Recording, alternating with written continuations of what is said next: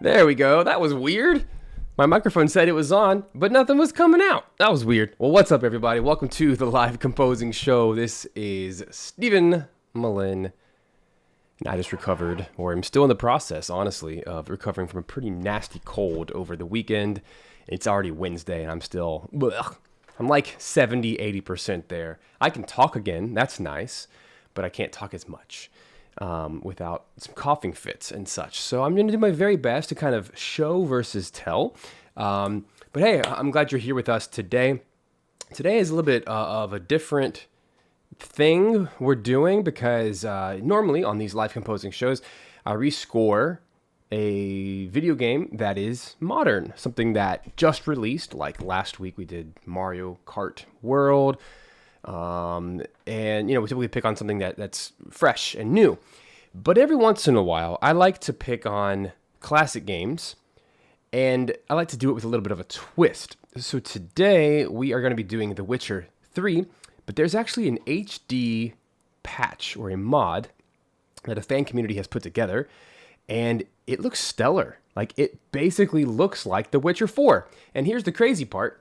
Just yesterday, I didn't even know about this until yesterday. There was a brand new Unreal Tech demo to show off Unreal, I guess Unreal 5.6 or 6, one of those, whatever the latest one is. And it is really cool. And I put a link to that in the live chat there, just to kind of give you a tiny little taste of it. Guess what the showcase was? It's Unreal, or it's, well, it is Unreal. It's The Witcher 4. Ah, but you guys don't have that audio either. Hold up. It's been weird going on. Let me try to fix this. You should be able to hear this. No. Strange. Let me keep trying. So Ciri and Kelpie, they're perfectly synchronized when mounting from any angle and speed. Basically, it's just really pretty. High-tech, let's leave Kelpie here and explore the marketplace and food. So I encourage you guys. Nine gazes while I present him. Go check that out. It's just so beautiful.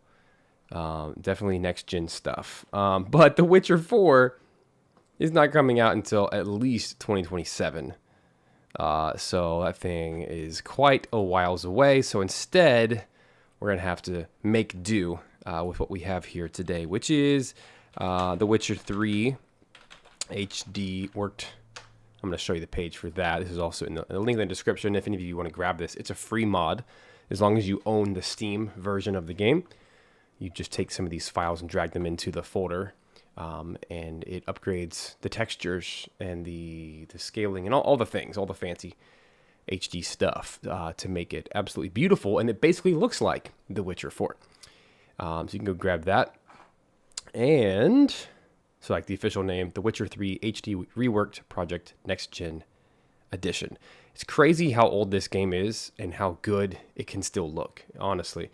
And so what I did is for today's stream, excuse me, for today's stream, I downloaded the mod and I played a bit of it and recorded it without the music. That way we can put our own music into it. And it looks a little something like this. If I just solo it.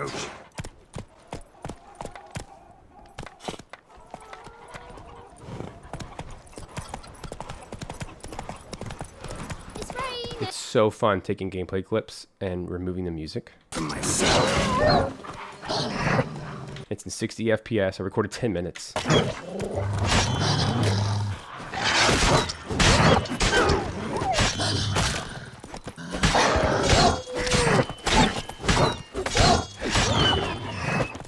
Looks and feels amazing, as ever. So that's going to be a blast to score today. So why am I doing this? Well, aside from just the fun of rescoring a classic game and being inspired by that, we're also talking about today a brand new release. I've had a lot of releases lately with Simple Samples Audio because we're really just trying to hit it hard now that we've reopened this year after a few years of not being active on the scene. The goal is just to hit the market hard and to have lots of awesome products out. And so right now, the latest released is the horror piano. We have a slew of horror instruments coming this year.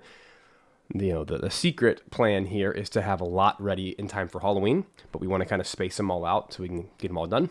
Excuse me. And it's super exciting. So for those of you who've ever used the horror harp, it's in that same vein. And I recently revamped the horror harp and now the horror piano. If you guys remember back when, about a couple months ago, I recorded in my garage this old decrepit piano, smashed it with hammers, whacked it with my hand, did lots of glissandos and sticks and felt and all kinds of stuff. Did a 5 mic setup, bounced it into stereo, mixed it really great, and now have this really cool library, which is very unique. And so right now, if you want to grab this, the intro price, it is officially up. Boom, there it is. Right now, $49, normally $79. Go grab that. It's 8 different articulations. We'll look at that here today and write some music with it. And essentially, we have these 8 right here: hammered hits, stick hits, felt hits, hand hits, stick gliss, finger gliss, felt gliss, and phrases. It's going to be fun. So I just released that a few minutes ago. So, hooray. You guys are the first to see it. Round glasses. Oh, they are new releases. Yes. Brand new. And because this is The Witcher, I will also be employing the usage of some of our other libraries, the hurdy-gurdy, the simple hurdy-gurdy. And I'll definitely be using the simple, what do we call it? The Hammer Dulcimer collection. Let me actually make this a little bit less ugly. There we go. That one. There we go. Cool.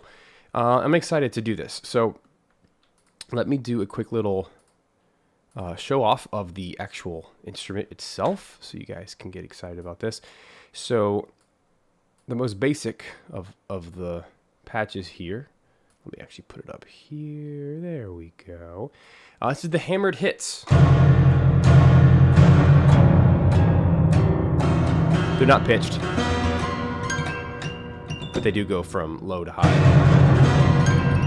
I mean, this is me just taking hammers and whacking the shenanigans out of these strings and getting them as loud as possible without peaking. And I also made all of the waveforms visible so that you know what you're eventually getting. It's also really helpful if you hit the key switch D0, it changes everything to reverse, which is really cool.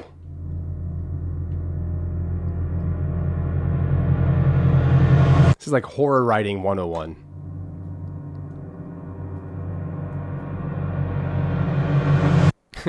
And my buddy, composer, Brandon Boone, he writes a lot of horror music for different shows and video games. He actually just won the Game Music Award for, what is it called? Slay the Princess. And he's been counting down the days for this horror piano release. He's like, is it ready yet? Is it ready yet? Is it ready yet? And the new project he's working on, which he can't share about yet publicly, he told the team, you guys gotta wait. There's this new library coming called the horror piano. I can't write this track until this is out. So guys, just give me a few extra weeks and I'll get it.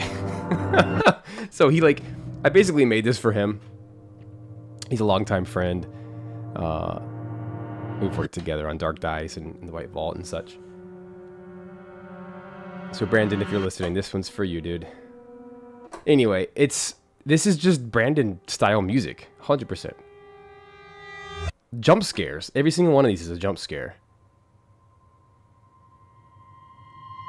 And this is just the default sound. And of course, I have these other knobs just for fun. This tends to help in the horror genre to have things like shimmer. This is something that Brandon taught me, actually. Shimmer.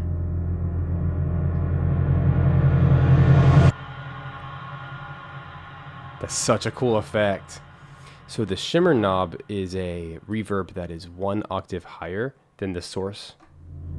So it's not just it's rah. It's a whole octave higher.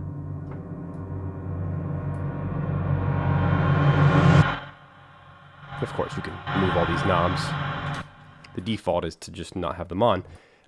But if you have these things on, then you can saturate them and add resonance. There's a low pass if you want to like really warp into them. Cool stuff, right? And then chorus is going to make anything sound bigger and fatter. Oops, there we go.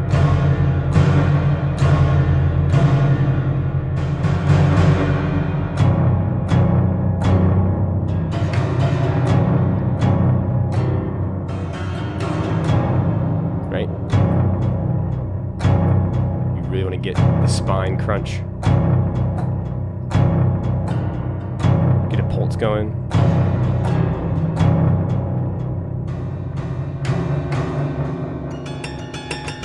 So I also made sure that I recorded not just the big bombastic hits, which that's important, but also the really creepy, small, very, Saw, It. What's the classic John Carpenter? Halloween, right?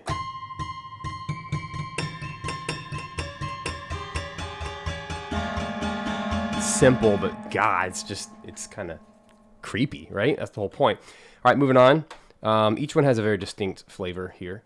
I'll just play them without the effects on so you can kind of hear the raw sound. This one is pitched. So I would probably use this for like a bass line. Maybe mix it with a synth bass.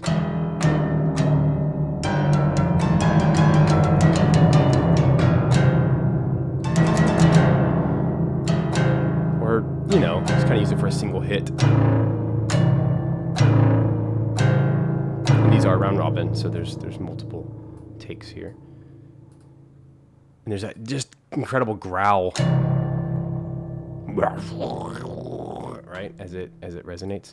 Felt hits. These are actually prettier than I thought they would be, but that's what kind of makes them creepy. Because it's an out-of-tune piano.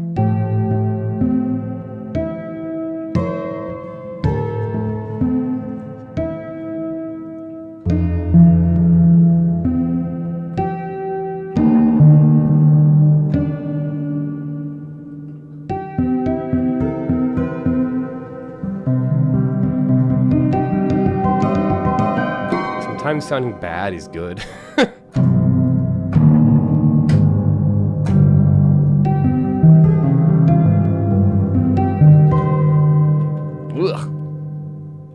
It's haunting. I mean, that's the whole point. It's like a haunted house. But it's real. It's not fake. These are hand hits, so it's just taking this, slapping the strings, and letting it resonate in the room. Ugh.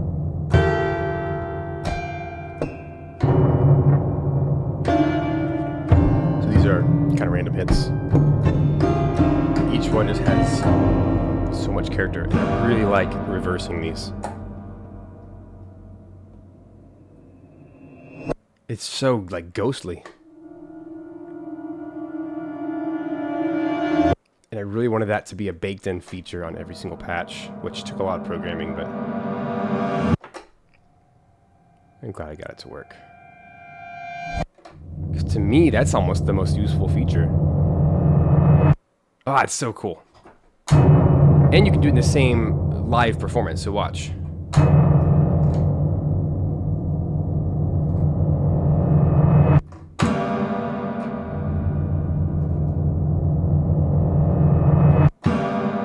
Right?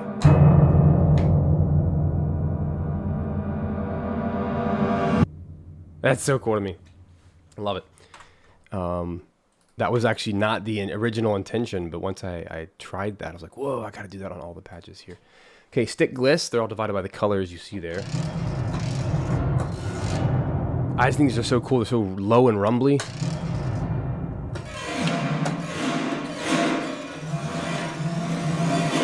get the idea.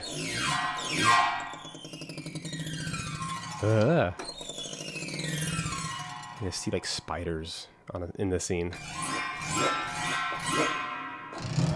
They're terrifying because they're kind of quiet. Like that one. So cool, especially reversed. It's like a natural tremolo. It's so cool. All right, finger gliss. Grab that one. This is just taking my fingers and going up and down on these.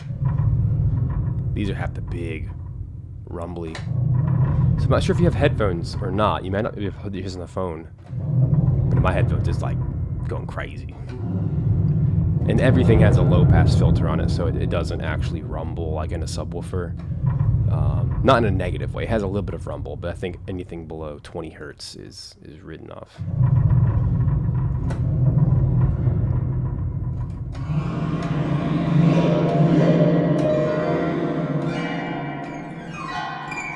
As always, left to right, I like to go low to high. Keyboard player. You get the idea. These are more, this is not going to be your main melodic instrument. No way. This is like good supportive percussion almost. These ones actually turned up way cooler than I thought. So I took felt tipped drumsticks and rubbed them quietly up and down. And it's almost more haunting. Because you could do a whole like orchestral piece on top of this, or like light harp and piano. But with these really creepy, all right, these really creepy sounds, and this is with no reverb. So let's do some shimmer. Let's do some delay.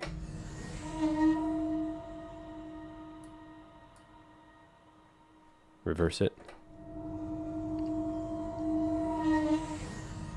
This is what made me think of The Witcher. Is these types of sounds.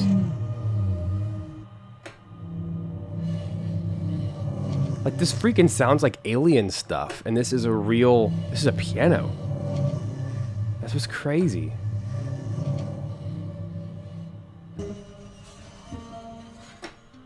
I wish you guys could have been there with me recording it in real life. Just like consuming the whole room with this rumble. It's crazy. It's one of the coolest sounds I've ever made. I truly is like, this is a cool instrument. And again, if none of you ever grab this instrument, I'm okay with that, because these are the instruments I actually use in my writing, and I just made them the best I could. So selfishly, you know, I make these for myself and for my friends. And if they just happen to benefit you guys too, let's go. All the more. Ah, I love that low rumble. So cool. And then the last one is just crazy random phrases. I had to do it because, you know, every once in a while you just gotta... This is just me playing.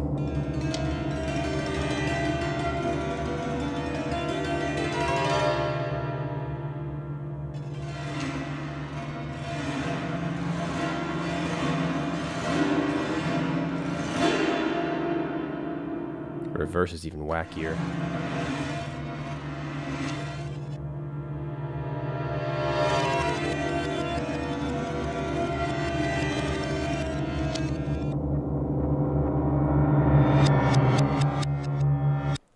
Right? There's a bunch of these. They're all different.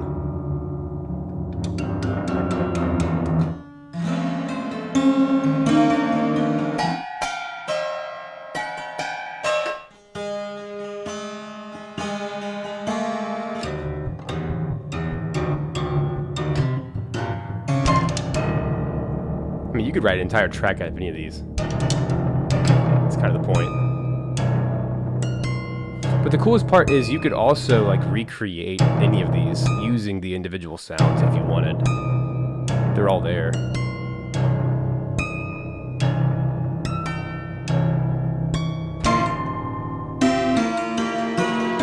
All right, get the picture?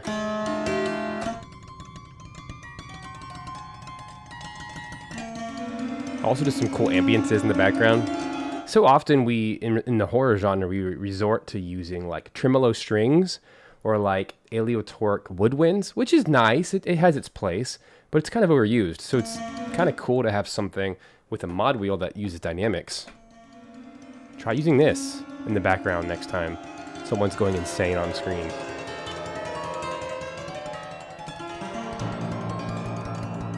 This would have a pretty cool effect. Or do it reversed.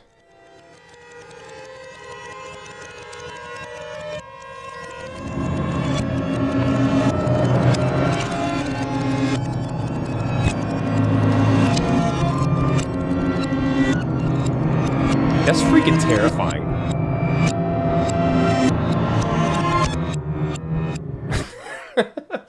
That's crazy though. That's so cool. Anyway, there you go. So that's just kind of the gist of how I feel like, excuse me, we can do something interesting today with The Witcher. So what I have here is a really long, like a 10-minute gameplay clip. So I decided to grab two little moments here. One where our character jumps on his horse, starts riding around. Normally, you know, you'd have really pretty music. I want to do kind of melancholic, sad music, reflective music, not necessarily happy or heroic, because he's not really a hero. He is trying to save his daughter, though, which is cool. But he's also kind of a pissed off character. He's kind of mean to everybody. He's like an anti-hero, sort of. He has a very cool vibe. But then all of a sudden, you kind of get ambushed by a bunch of wolves, and then you have to get out and fight them. And then, no big deal. You just hop back on your horse like any open world game, and once it's done, you get back on your horse and you keep going to the next quest, whatever. So I wanted to write essentially two pieces of music, a kind of an exploration theme that kind of has that melancholic vibe, but also a little battle theme. But I wanted to specifically today not get caught up in tempo, in time. I wanted to challenge myself and maybe just try to see if I could write two decent pieces of music that kind of morph in and out of each other without worrying about the tempo. And I feel like sometimes if we turn the click off, we can actually write music that has a little bit more feel, a little bit more heart and musicality to it, that isn't so bound by 4/4 or whatever. And that way the horror instruments can kind of come in and out without having to be so metronomic, and hopefully might make something a little bit more interesting. So here's something that I already just sketched a little bit before the stream started, just to kind of kick off the idea. Let me actually, there we go. Let's just see how this goes. And what I did is I grabbed my hurdy-gurdy, which is this guy here.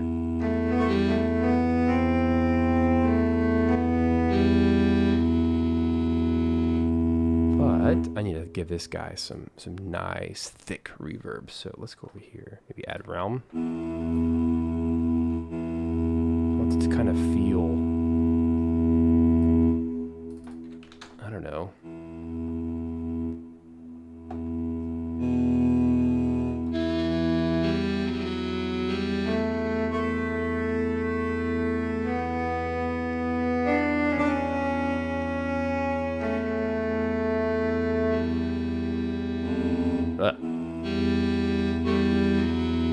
Just goofing here. This hurdy-gurdy is like $30, guys. If you ever need this.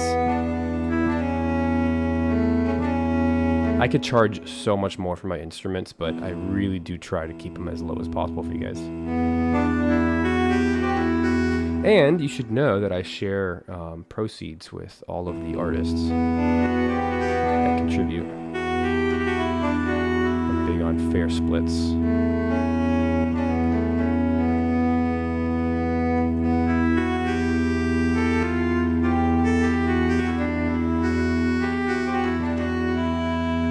I've played all the hurdy-gurdy VSTs out there. They all suck. So I made my own.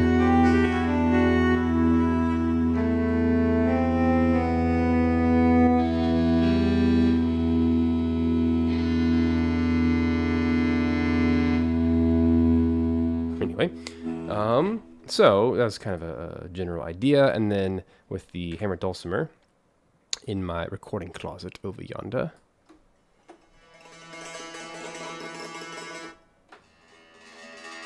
probably just do some of those, give some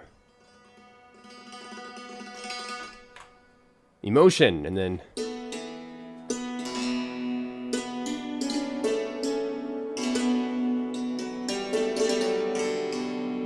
Again, this is my 5 microphone setup. That's why it sounds so stinking good. This is with no reverb. This is literally how it sounds in the room. Isn't that crazy? Okay, a little bit of reverb. If I take it off.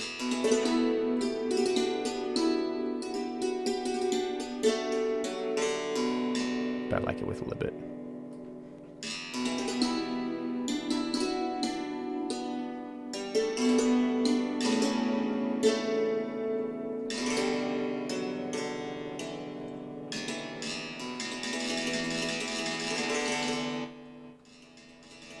Anyway.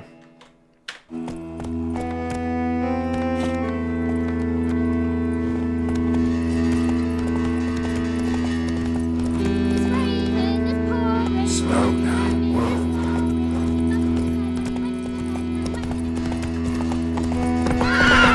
Come on, Roach. Or dark and putrid.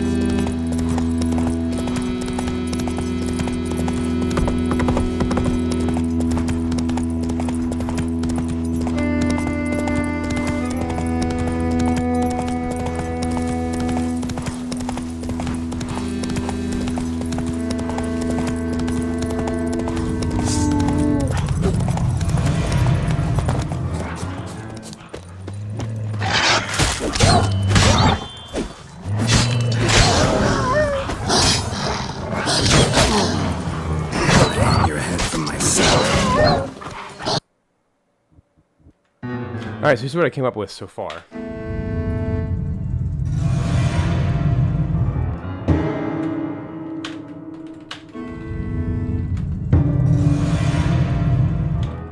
So I started off with this little felt gliss, which I thought was really cool.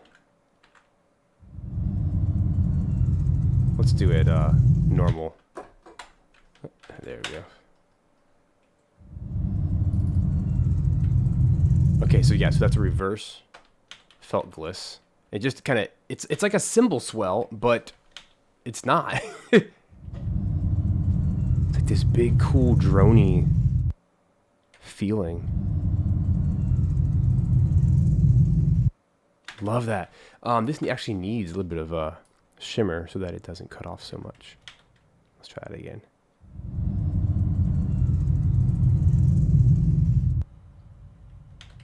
Nice. I actually feel like you guys can always go in here and edit these if you want. I feel like it needs a release of like, actually it doesn't need a release. What it needs is let's see.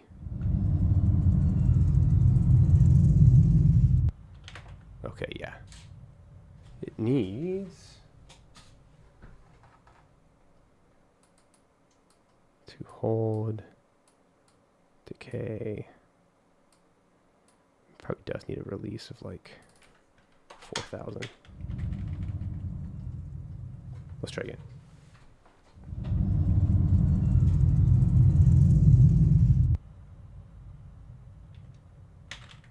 Okay. I don't even like that. So here's what I'm going to do. Because I always do this. I turn things into audio. If you like something, turn into audio. Oh, you probably shouldn't mute it first. There we go. How's that going to do? There it goes. If you like something, turn into audio. And then you can like really play with it. Excuse me. So in this case, I'm actually just going to do a little fade out to my own liking in this moment. And then I can do a little fade in like that.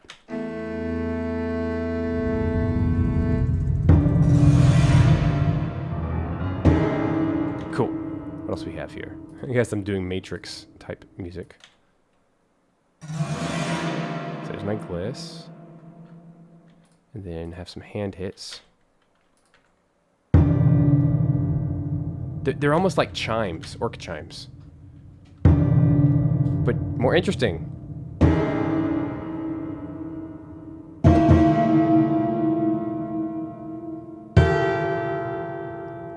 What else did I do over here?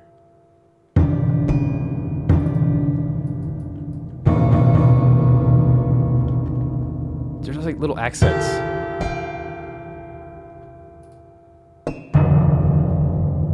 love that so much. Okay, so put some of that stuff together. I also need to get this piano. I actually like this a lot. Just kind of playing.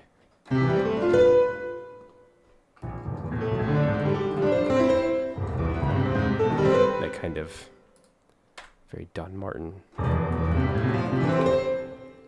Using a Steinway right now. It's almost too much room.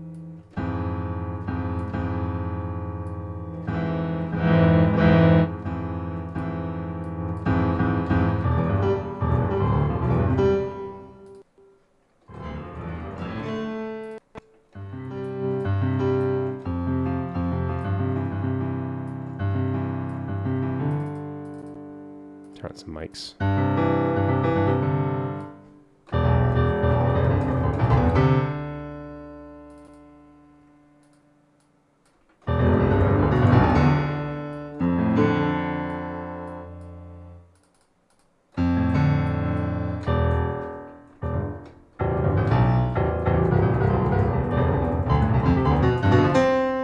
Cool.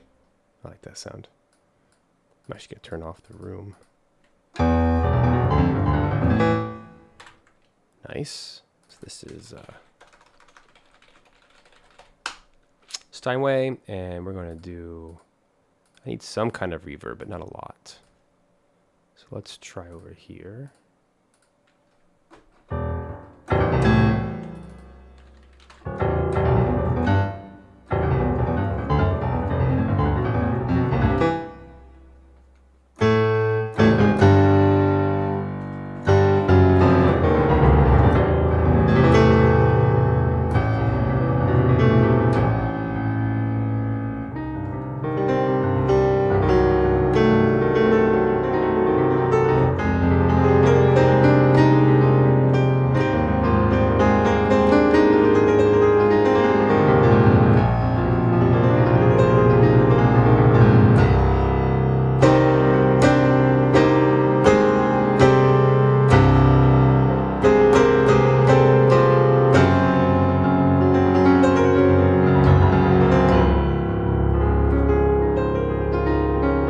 Good sound piano.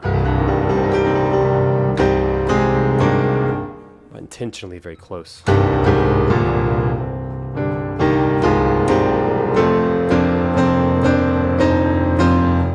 Alright, if we're going with the horror piano, then we gotta...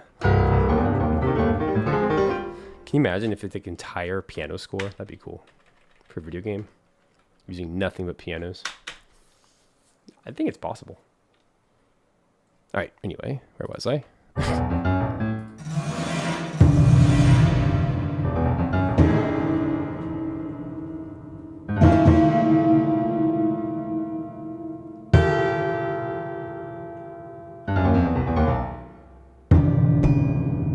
I think it works.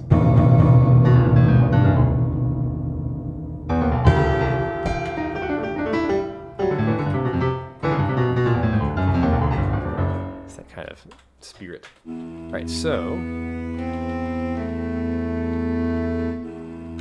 let's get a little more interesting here. Okay, fantasy almost demands strings. That's not a bad thing, but let me try something a little different. I want to use a specific kind of strings. Let's grab... Actually, what is this? Grim. I haven't used Grimmed a lot. This might actually be super cool today. Like a tackle-harpa cello and Baroque basses? That sounds interesting. Excuse me. Sustains...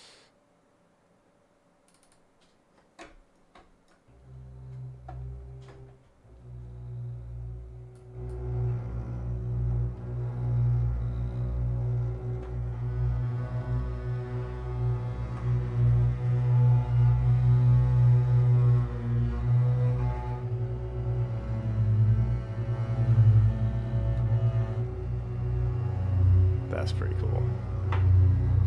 It's not just your standard, right? So I'm actually going to lean into that. Let's Let's grab a few patches from there. I also saw the sackbuts, which are like medieval trombones.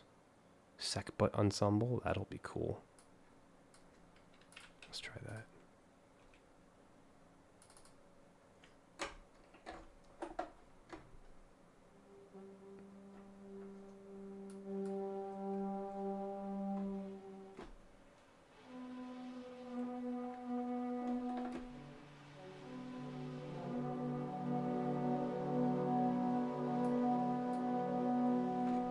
Cool.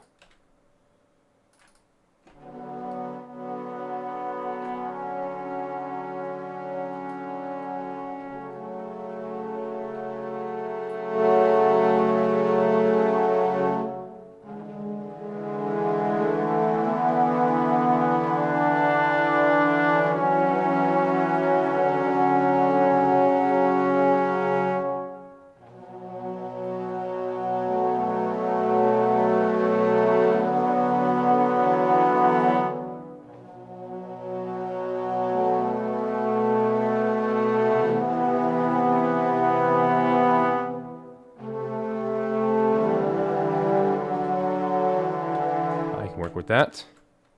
So this is so we call it low brass. Sackbuts.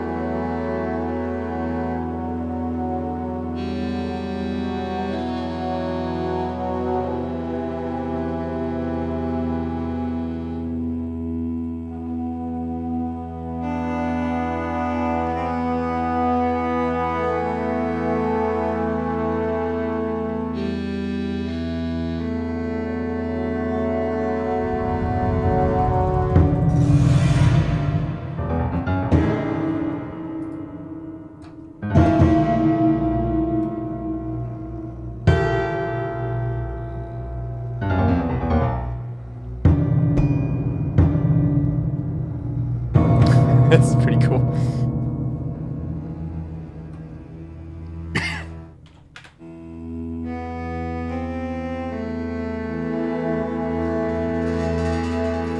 Alright, a couple things. I kind of like that actually. Sackbuts, but we're going to throw them into Aether as well, about -15.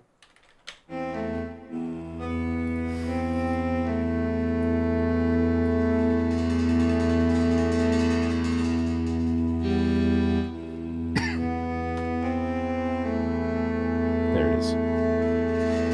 This kind of sets the tone, right? Let's do...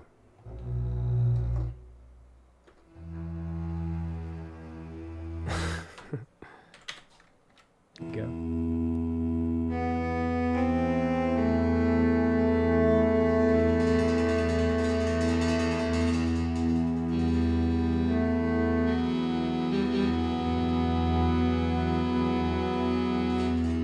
It's so uneasy.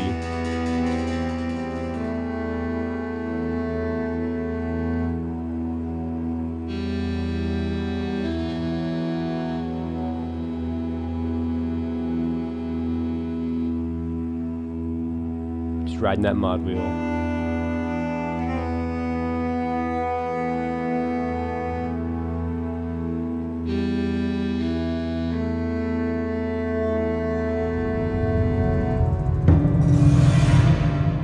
How fun is that? Alrighty. That's pretty cool. Let's do a slight bit of mixing here. I like that the strings are already coming out the left, so I don't have to worry about those. But the Hurdy,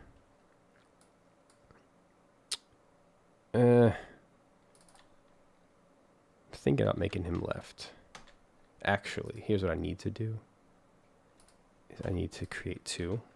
One for drone, one for melody. And what I'm going to do is take the drone, literally just leave that E hanging out there, measure 2. Should start right there.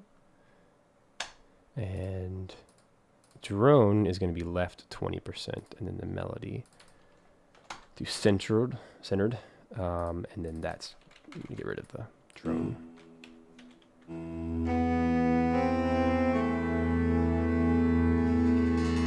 There it is. That sounds better already.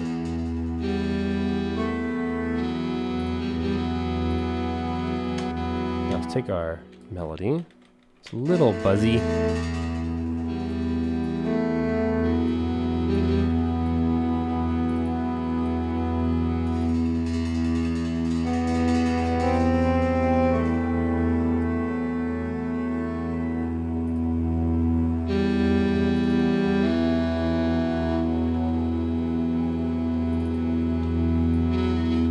Simple thing, but let's take the melody here and turn it into an audio just to have a little more control. Whenever possible, I just do audio. You have so much more power over it. You can really shape your phrases. So let's do a little bit of shaping here. I didn't think I was actually going to use my first idea, but here it is. Here we go. Let's also start the track at 2.1.1. Let's go and do the same thing for the drone. Give it a nice fade in. Don't have to worry about mod wheels and junk. So we're going to set the grid to quarter notes. Let's start right on. It also makes for a good loop point. Like that. Let's get Grim in there. I don't hate the sack butts, so let's keep those. Part of writing fast is just making decisions. Rolling with the punches. Doing the best you can with what you got. Alright, so we're going to start all of these right on bar 2, and then we're going to do a nice, like a quarter note fade in. Nothing crazy, because you want the loop to feel organic and musical. There we go. Those fade-ins are going to help tremendously. Here they go. I actually think the melody's starting way too early. So we're just going to go ahead and kill the first note.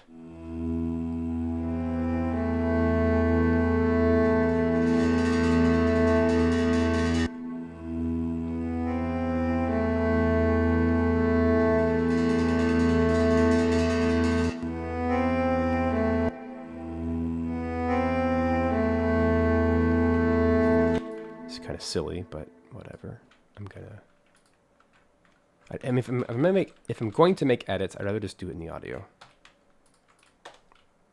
It's generally my philosophy. I was trained in Pro Tools to start, so that has a large influence on the way that I write music.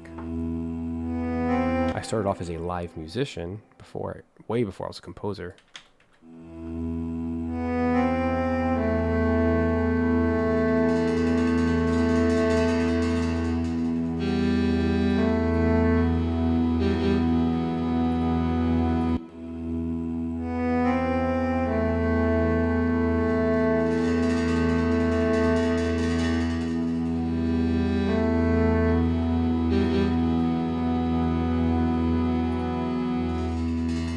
I'm just going to take you to these phrases like that.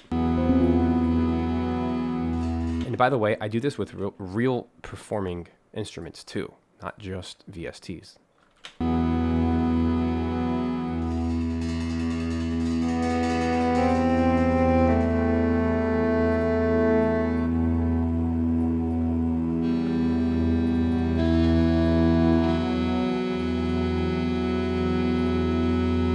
It makes such a difference.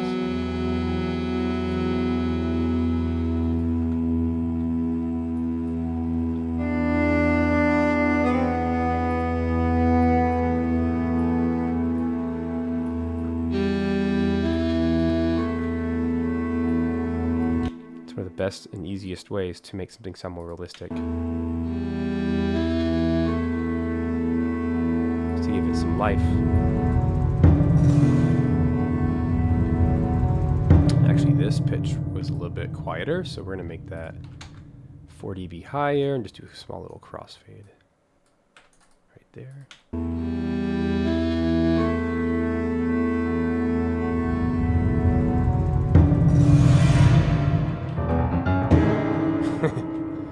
We'll get to that. We'll get to the battle. Hold on. Let's get this front end. All right. I can't save this. I have to just fix it in MIDI first. I know I don't have quantizing. I'm just gonna play it in.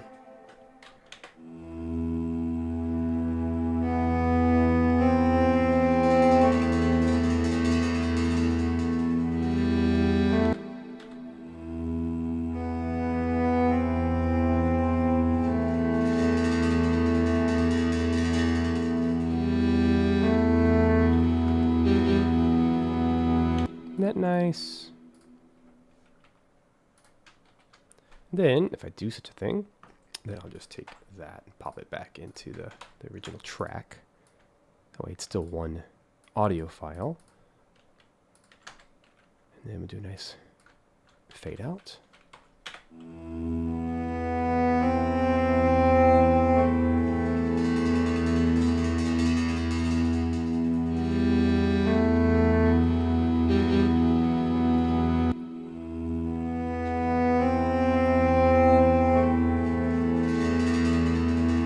Actually needs more reverb. I'm gonna do a little bit more.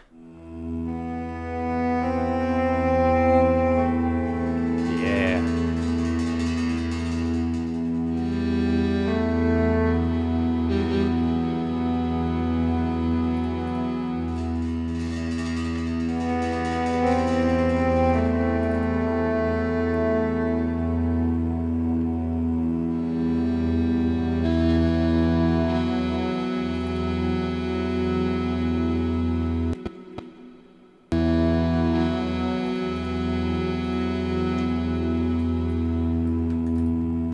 Now my suck butts are lost in the mix. Let's turn it back up.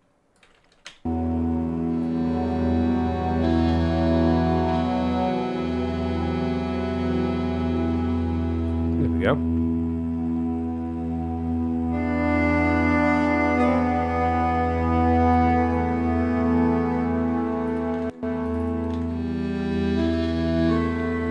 I just put my sack butts in the right by 20 to help separate them from the left.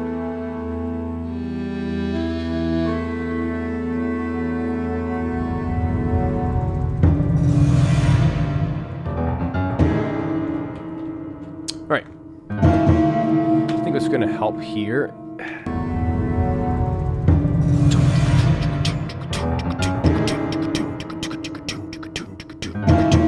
Literally any pulse will help this feel a little bit more grounded in reality here. So let me first see what Grimm has. I don't think they have percussion. They might. What's all this? I don't know. This sounds cool. Wood hits. What's that? That's cool. But not what I want.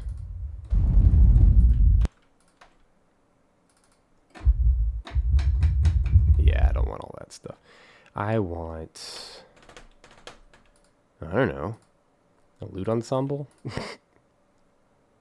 Why not?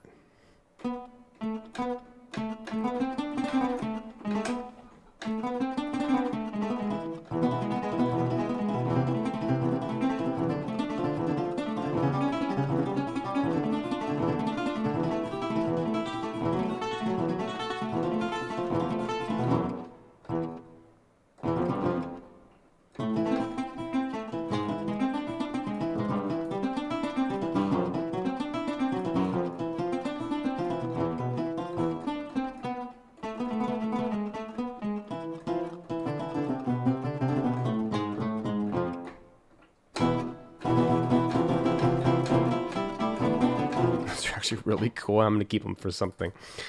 Oh my gosh. Let's find a purpose because those are really cool actually. Gives that Spanish flair.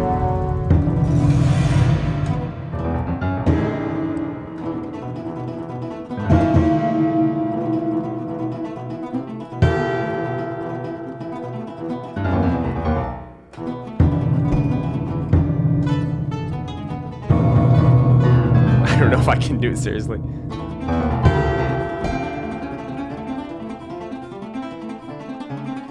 Hey, thanks so much, KZ.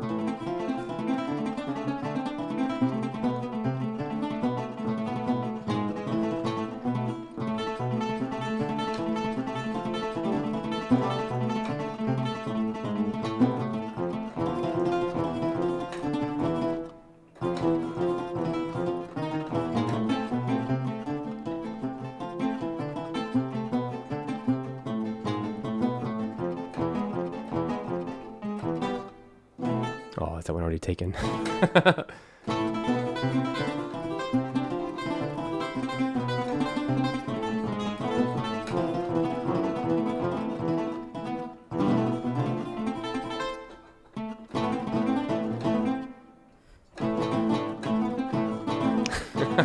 does it go?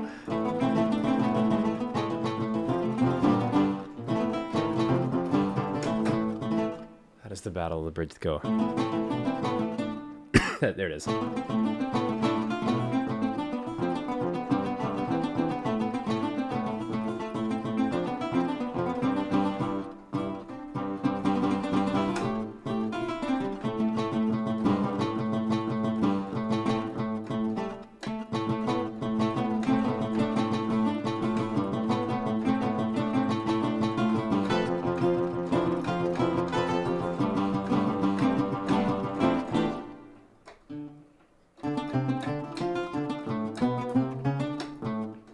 Anyway.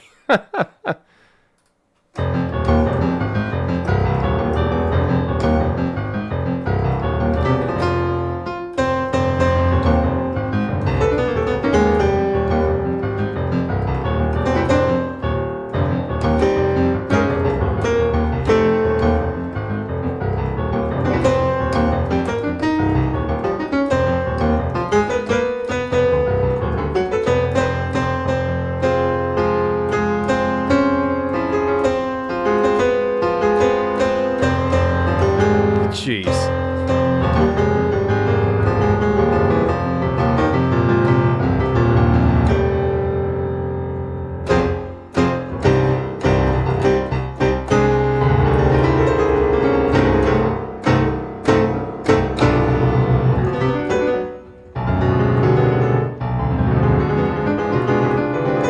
Look what you guys did to me. I just can't. You gotta have fun when you write, guys. Excuse me while I cough my lungs out.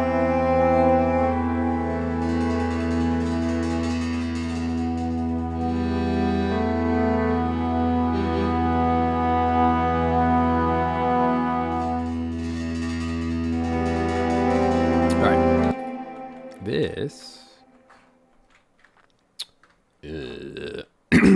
Alright, sackety butts are 2. Oh, because the sack butts got moved. That's weird. Here we go.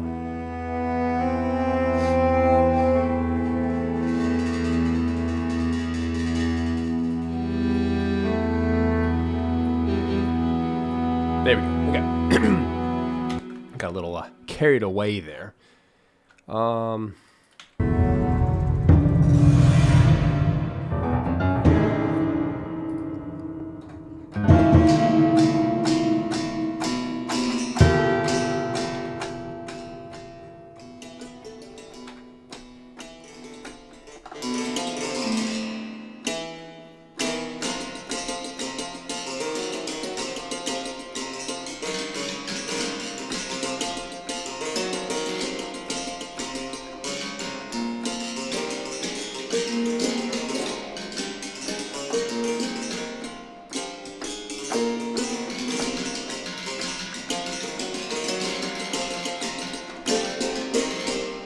Anyway,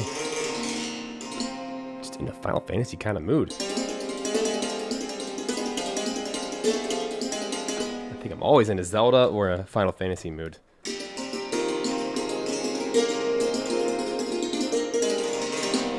I feel like this might make really cool percussion, actually, without getting overly bangy.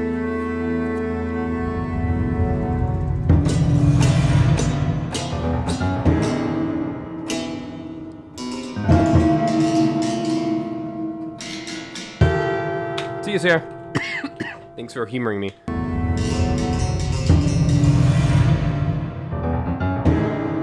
Here's the challenge I'm having.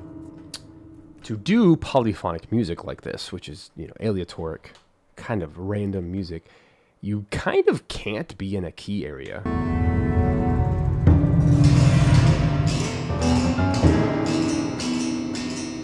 You almost have to stay tribal, like percussive. If you start getting tonal, then it actually steals from the things that are trying to be atonal. So, where does that lead us? I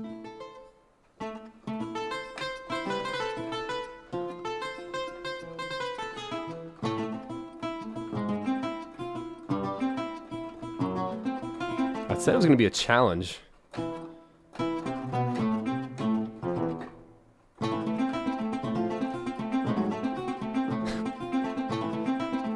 I'm such a tonal writer.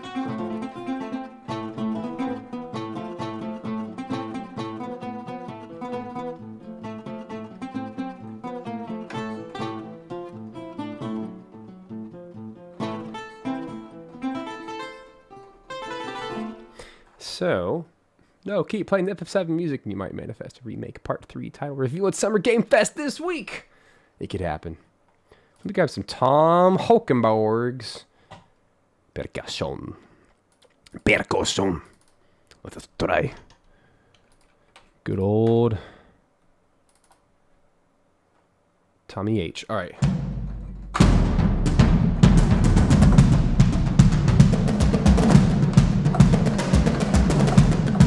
So those of you who are curious, the Aethermancer soundtrack, which I've been working on for the last several years, is almost exclusively this.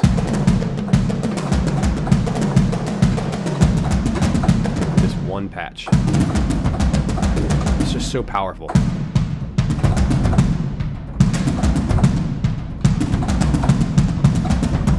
Every battle track in that game. Just layered with orchestral stuff on top, but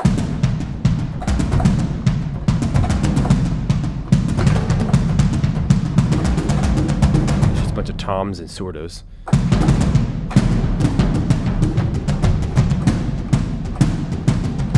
Bum bum bum ba da da da da da da da da da da. It could happen. Oh my gosh.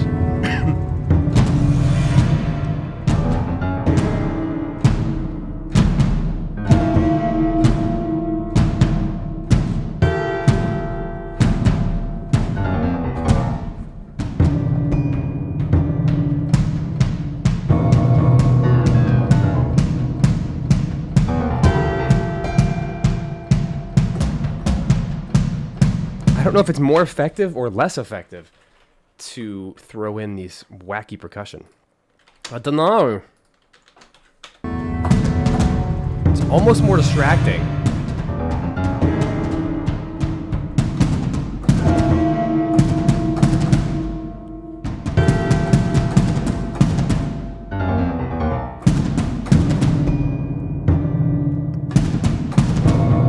Let's play with the game. That's why it's here. I'm going to turn it down though. I'm just going to call this Perk Ensemble instead. Here we go.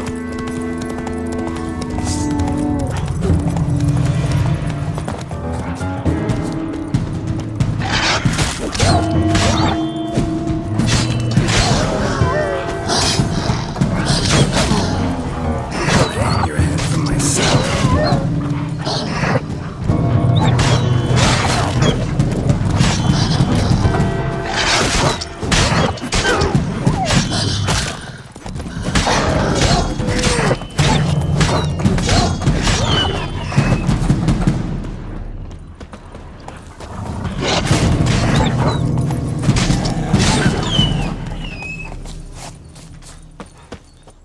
Cool. I like that a lot, actually. It actually just works because it's like manic.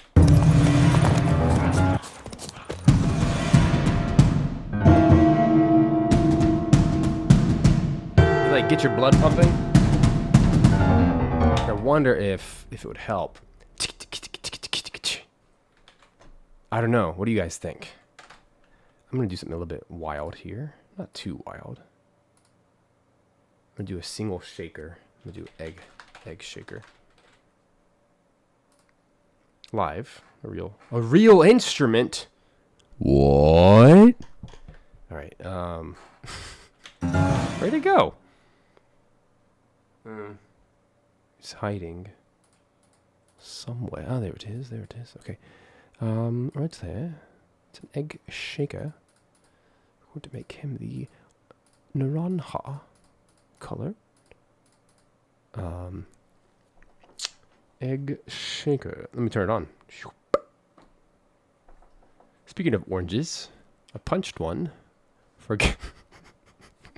a game I'm working on. That's a normal sentence. I punched an orange. It made a nice squishy sound. Really good sound for hitting enemies. I've gotten smart, maybe, recently. That's always the goal, is to get a little bit smarter, right? I now have a couple mics just kind of on standby. This is one of them. This is the SE8. Very good for very simple mono recordings. So it's literally just straight up right here. So I'm just, instead of having to, go back and forth with you guys, I can actually still talk to you and record. Well, not really. I can't do it at the same time, you know what I'm saying? But give me 2 seconds. I'm going to take a little coffee break. I'm going to grab a shaker. And I'm going to record. So just don't go anywhere, okay?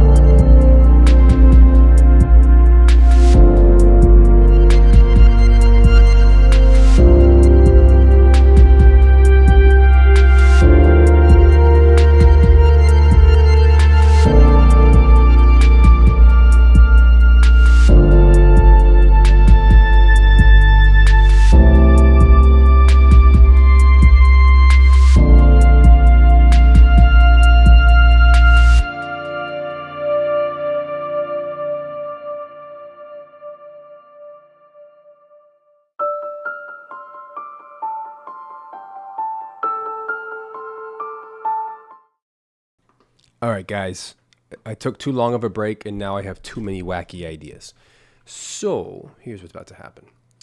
I am going to record several percussion instruments because it's just more fun, and it's just infinitely better than MIDI because MIDI sucks, and it's evil.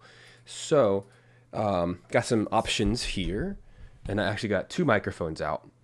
One that's going to record the top of instruments, and if needed, the bottom of instruments. In the case of like a drum. So let's start with something simple. The darbuka.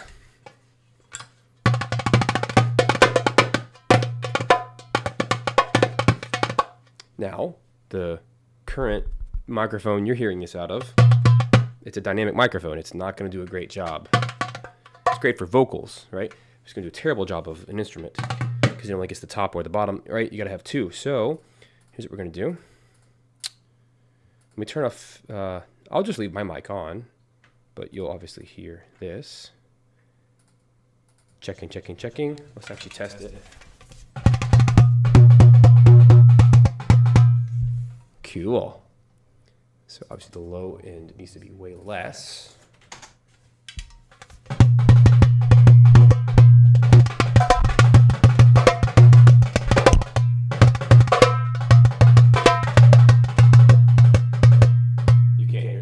You can kind of hear how woofy that is, right?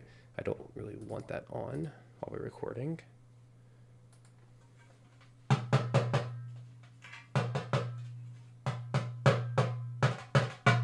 All right, I'm just getting my levels before I record and ruin everything. All right, so here we go. We're just going to see what happens.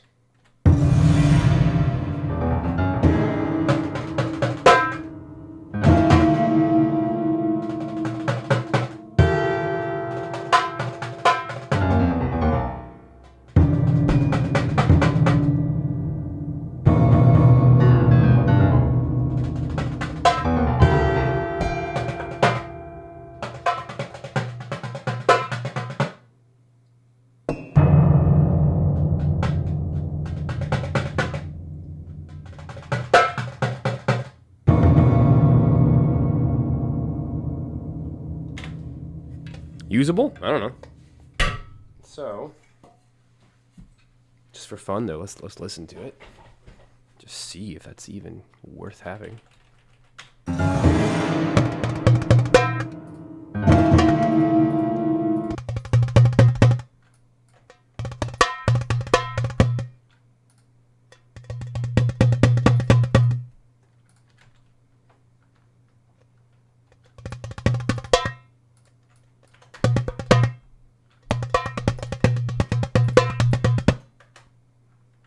Cool.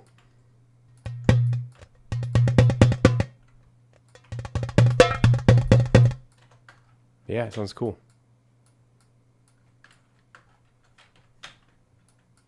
It's different, right? It's just not some stupid MIDI.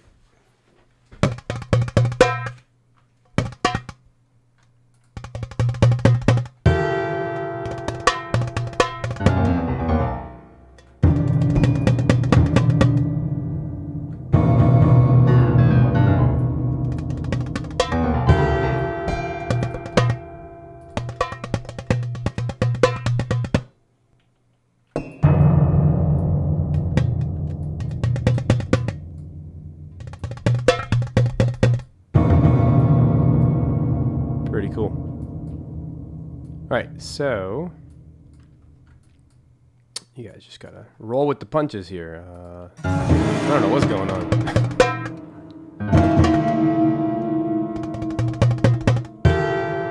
All right, do we dare try the tambo?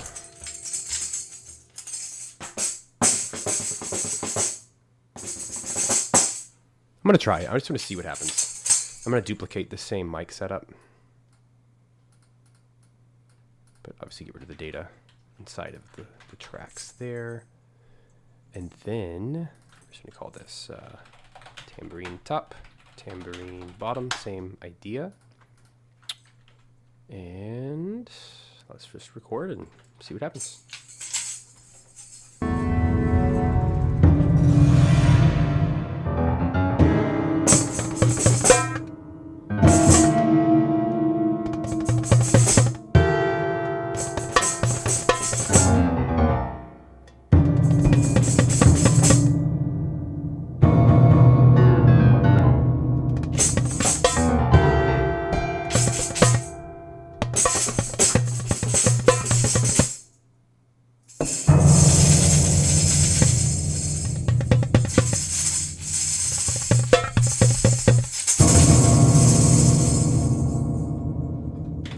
I don't know. I think it actually works better when it was not doing the same thing as the darbuka.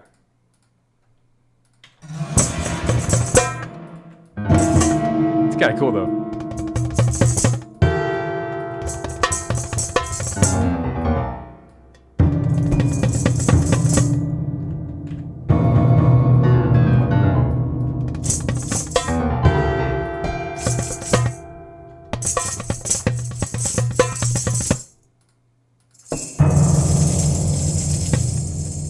Cool.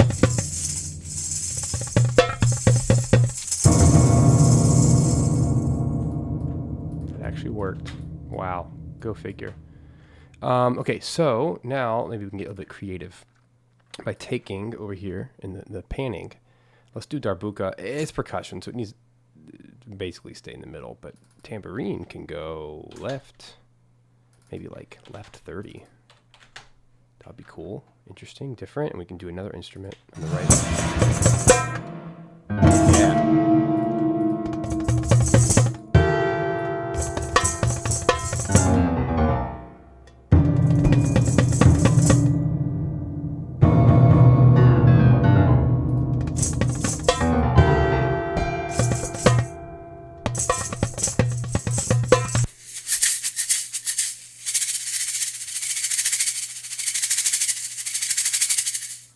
Let's do that next, but it's going to be a mono sound because we don't need the bottom for this one. So this is going to be a called handshaker. So this one, try to fill the gaps. It's just one mic now instead of two.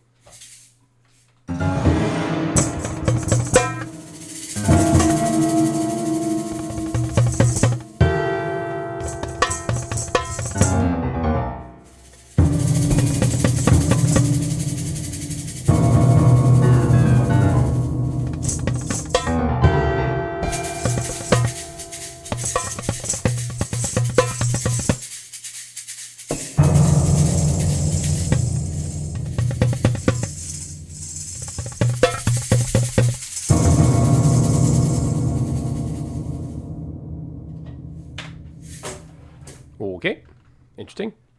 And that one, we can pan the right 30. Let's see how that feels.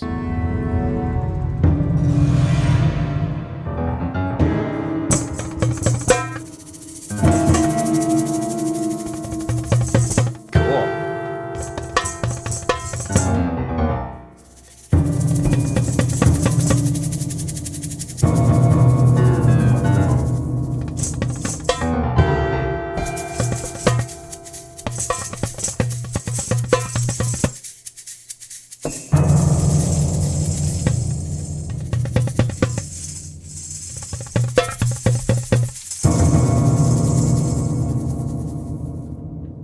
What do you guys think?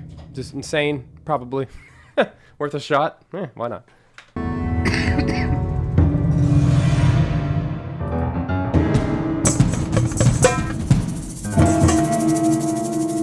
It's probably too much happening at once.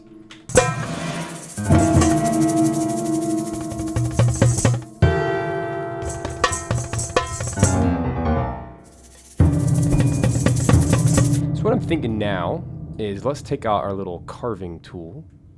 Maybe we can chop some stuff up so it's just not so much at once. So for example, what if we go in here and kind of decapitate some stuff? So where it's like one idea at a time, like this. And then maybe like, that was darbuka, so drum, tambo, drum. This time we could do the opposite, like that. And this handshake is probably a dumb idea. And then the art of mastery is actually removing things. I can't keep it all, because then it all just turns into a wash. So I do like the idea of darbuka.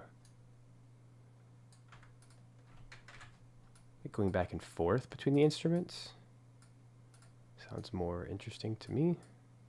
Like that. Tambo, darbuka, tambo, and then maybe they all kind of work together there at the end. Let's see how that feels.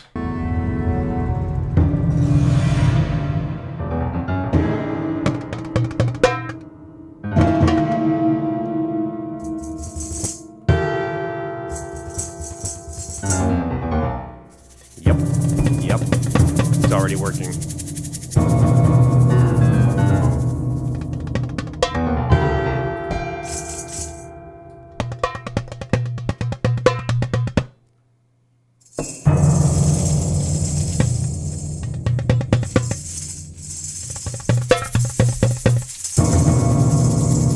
Cool. Yes. Okay. That was the secret sauce, is just too much happening at one time. So going back and forth is what created the really cool call and response. Okay. I don't think more is more, less is more. So let me turn off those mics so we're not getting weird feedback and junks. Let me do that real quick. Interesting little track there. It's not something I ever do, so I am having fun. All right, give me another 1 second to clean this up.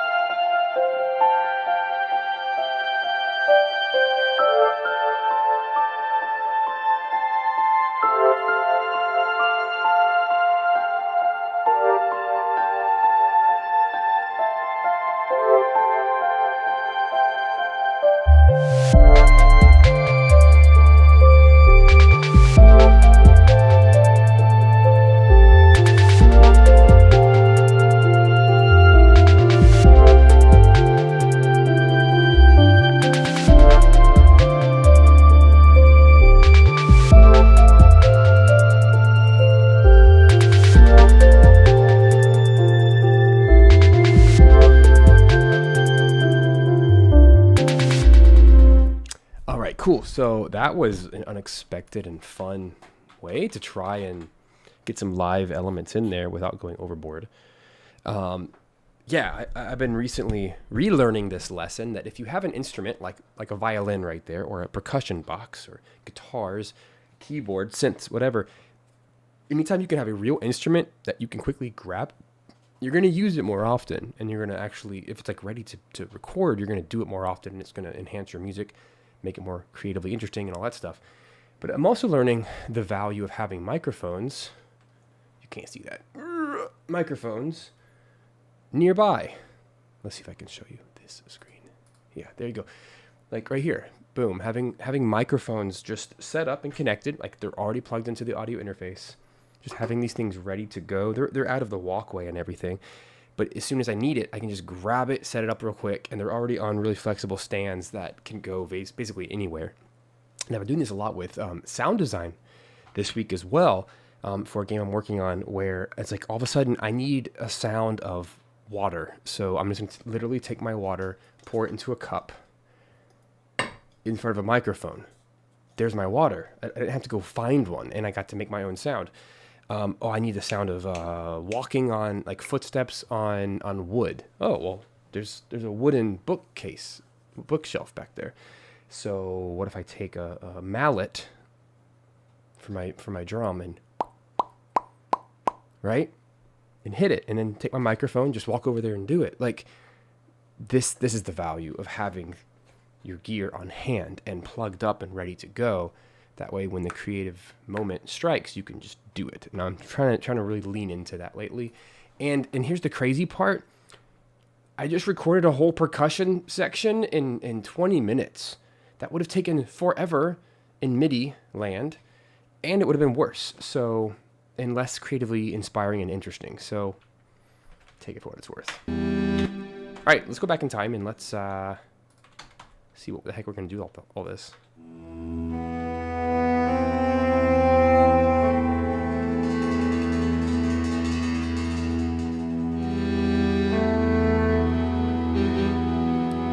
Fine.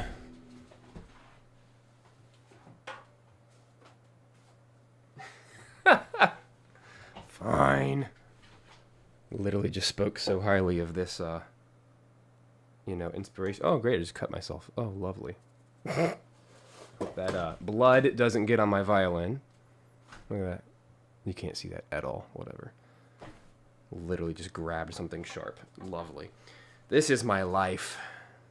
I shall not complain. Hazard. Where's my work comp? Oh, wait, I'm the boss. Crap. That actually hurt. Ow. I don't even know what I did. But I'm definitely bleeding. Awesome. Well, this will be interesting. I'm just wondering if this... I mean, I know recording this little melody on violin will instantly make it 1,000 times better.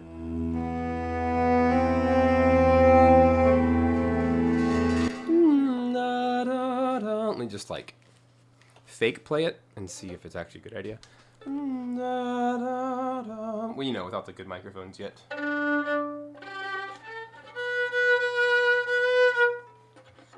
Definitely need the mute on to sound more like a viola.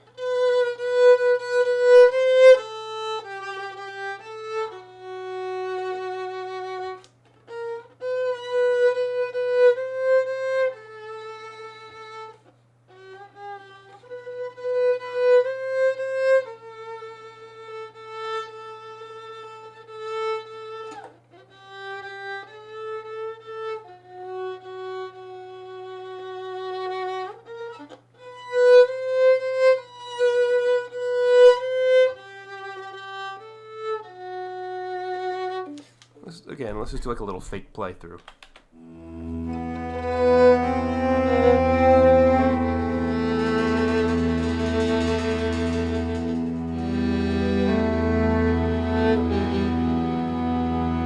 Okay, I can play this game. Let's turn it into a viola.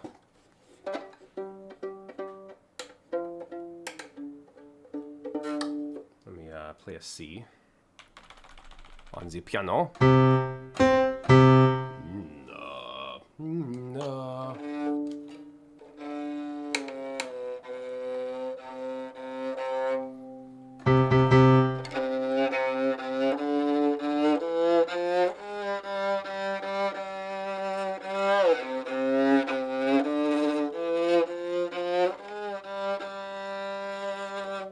Alright, so what are we doing?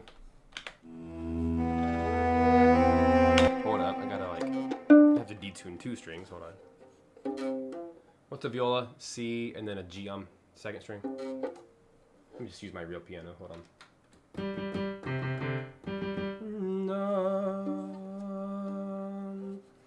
Hold up, it's worth it for the art. Famous last words.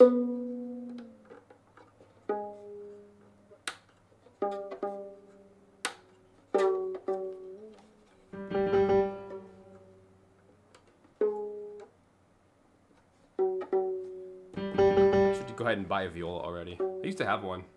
I love viola. It's my favorite string instrument. Because you can sound like a cello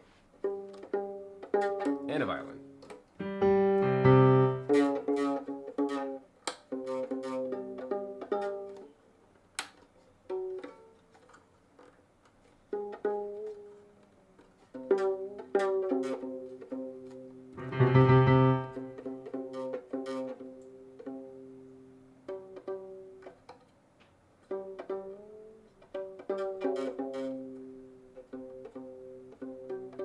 Alright, now we can play it. Physically could not play it until I had the correct strings.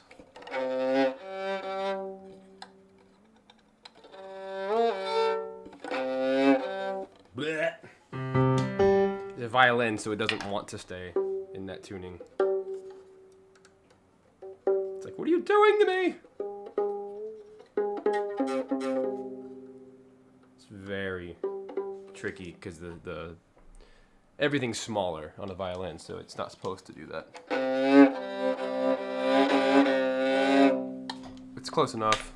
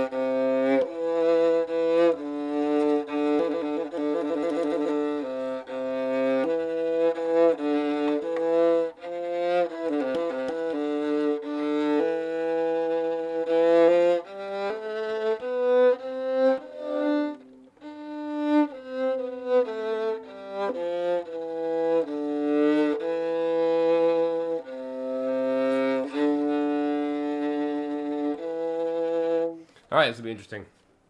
There we go. I'm actually going to mute this. It's cool. I'm going to keep the drone for sure. Let's do this. I'm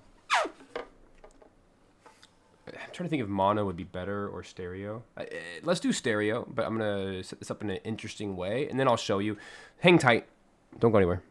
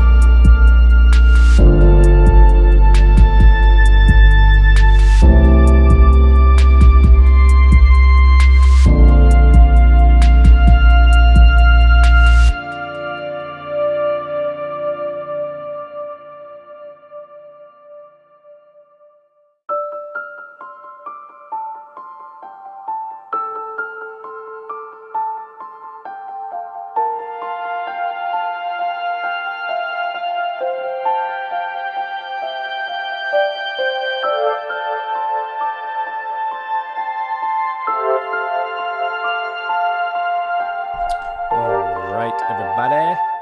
Okay, so, oh boy. Right, so what I've done here, I'm going to show you with the big camera. What I've done here is, you can see it, sort of. 1 and 2.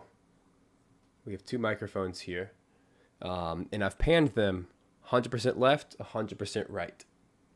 This will give us a really killer close mic'd viola sound in this moment. So I'm just going to straight up call it a viola because that's what I'm effectively playing. And it's going to give us this really wide but centered sound. It's a really cool sound that I've come across recently. You shouldn't use this if you need to pan stuff, but this is really good for like the lead instrument. So let's see how this goes. I have no idea. And I'm probably going to have to take out an ear. Hold on.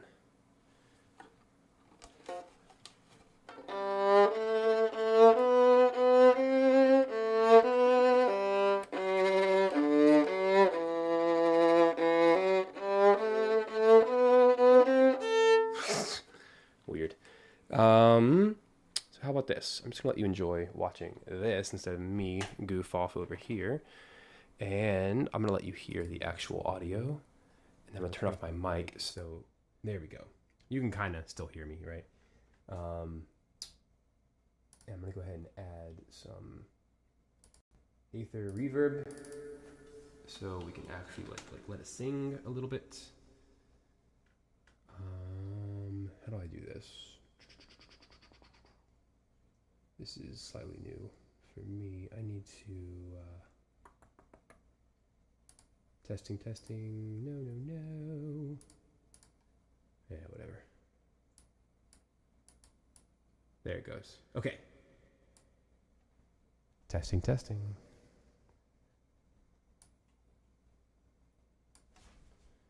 All right, let's see how this goes.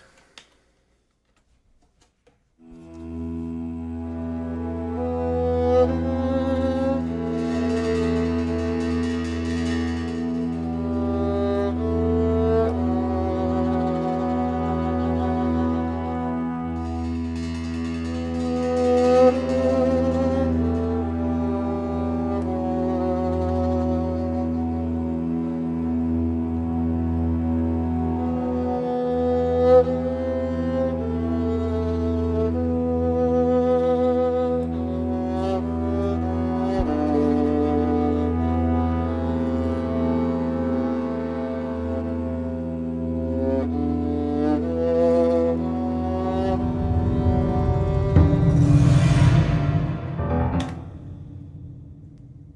right, I can barely hear that, so let's see if it actually sounded good. No clue.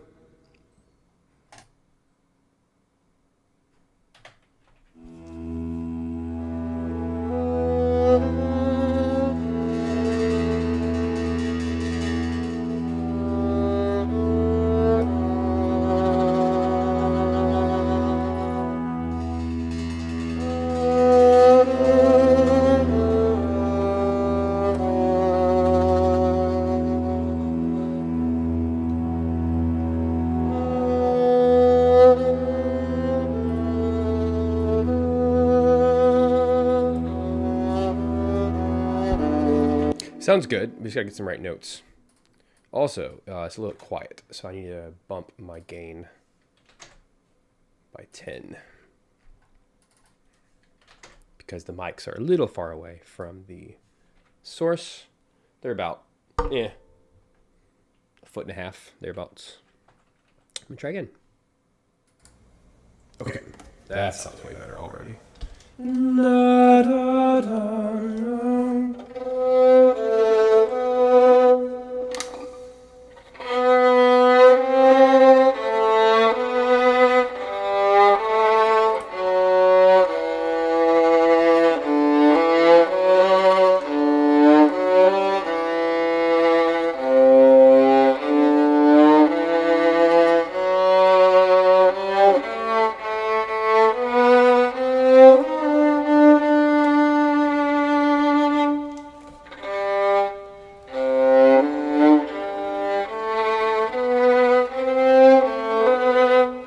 All right, second.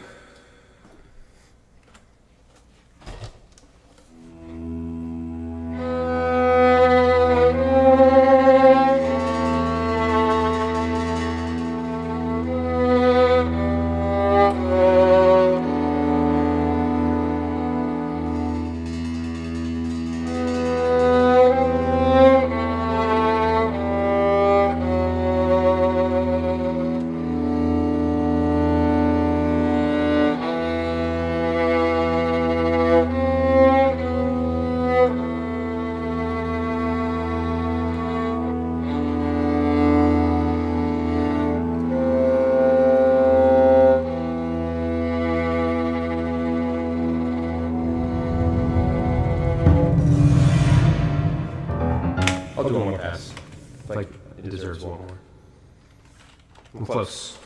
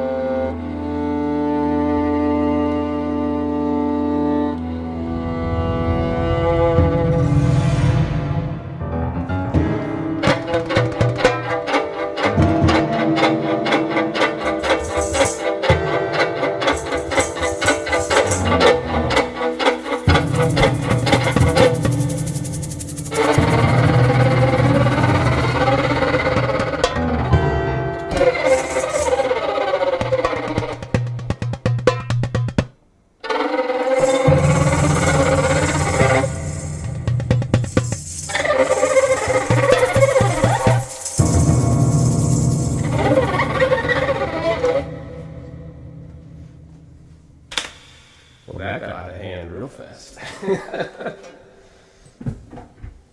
All right, let's try a couple things.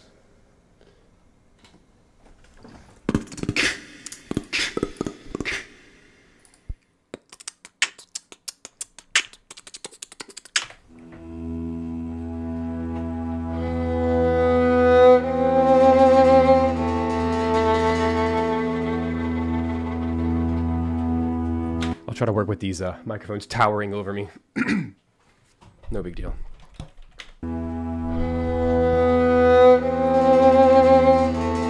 I'm glad I bumped the gain because that actually felt really good sonically. And this is a pretty cool technique. Listen to the difference between centered. Oops. Maybe this is a teaching moment. Listen to the difference between centered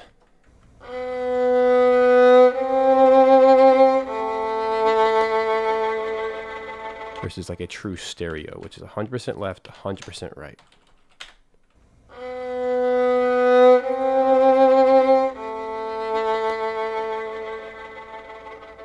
And it was a mistake that I played Sol Ponticello, which means that my bow slid over the bridge and it got kind of tinny and whiny. But I actually like that sound a lot for this.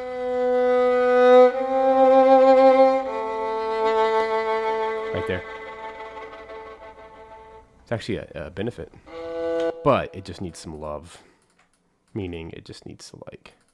Oh my gosh, like what a difference this makes in the feeling, the gravitas.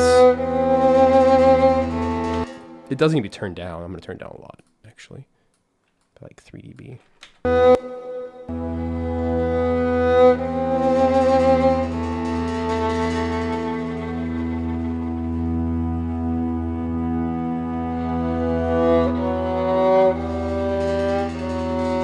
Also needs more, actually needs more reverb. I can't believe I'm saying that.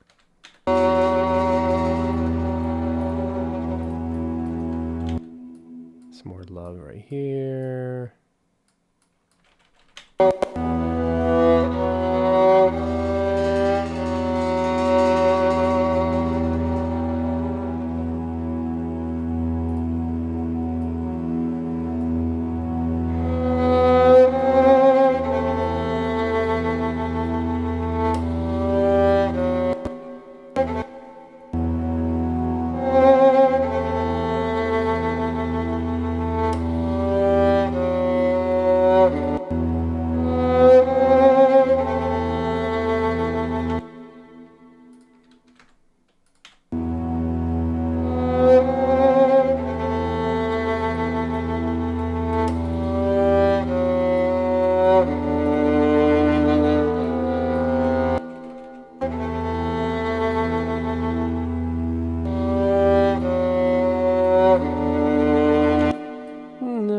It's flat. Who needs Melodyne and pitch, whatever? Auto-tune when you can just do it by hand. Sound better. So let's do that. Transpose. About 20. It's about right there. It's about 20. And then you just do your little bit of crossfade. Get it till it's right. So about 40 off.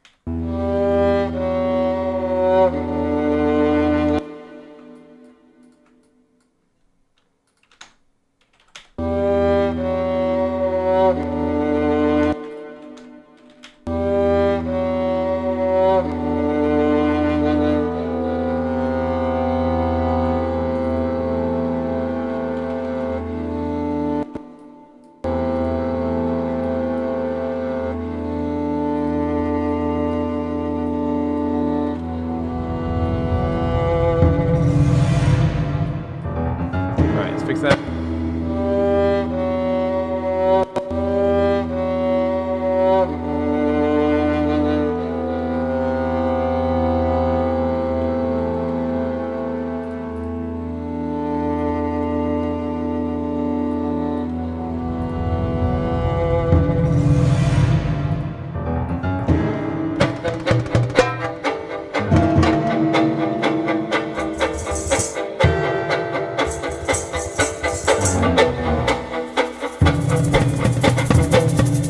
Alright, so if we're actually going to do that, I kind of like that. It's pretty savage. Like, that feels really cool. Then, hold up. If we're really going to do that, I actually like it. Let's say this is the battle viola. It just needs to be mixed differently. Can't have all that reverb. It's not appropriate. So for just those two, I'm gonna make it like -30. And then volume-wise, it's just ridiculously out of control. These need to be like -10 maybe.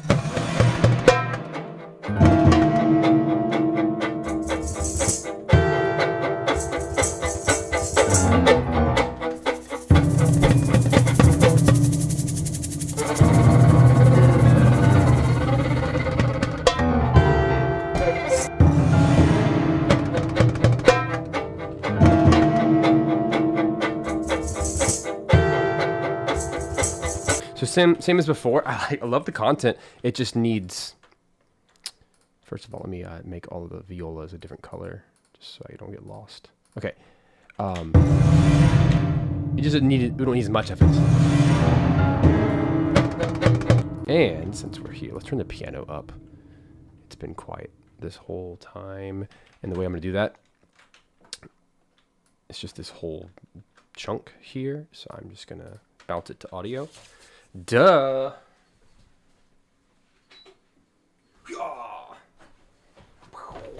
All right. Let's make that. Just turn the whole thing up.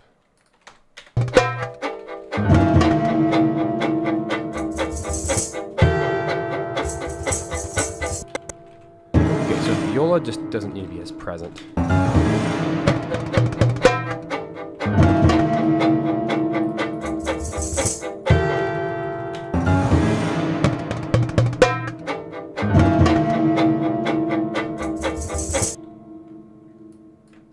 Like that. It just needs to come in like little spurts.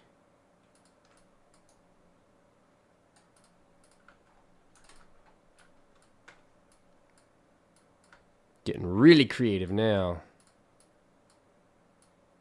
And these could be layers that you could send to the dev team, and then inside Wise or Unreal, whatever. You could have the layers come in and out as certain activities happen.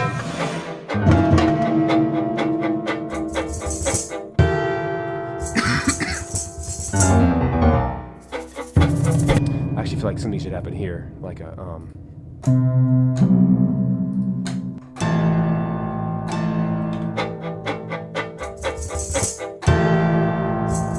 yeah.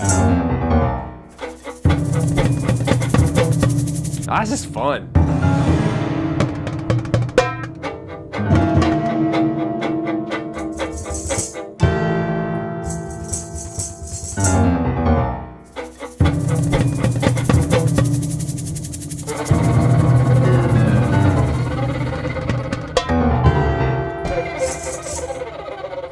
Maybe not the most enjoyable music to listen to, but it's highly effective for the scene.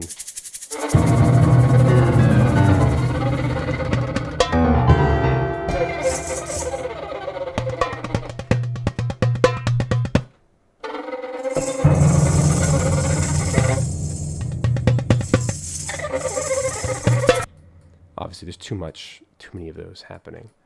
So this is one of those, like, just try to place it properly.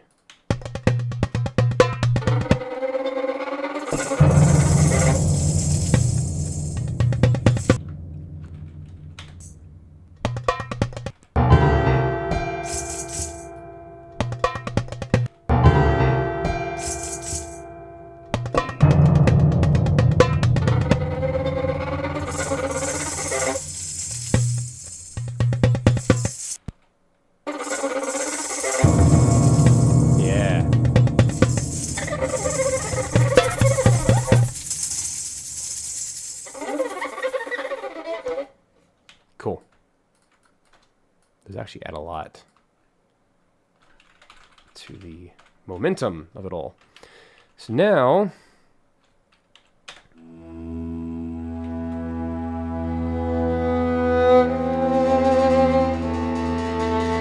my first notes out of tune. There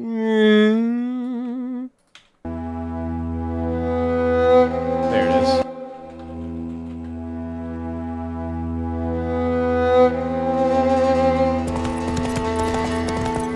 It's raining, it's pouring. Slow now. Whoa.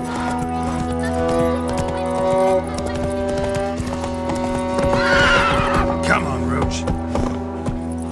Good ones will use nature and travel. Poor and dark and putrid.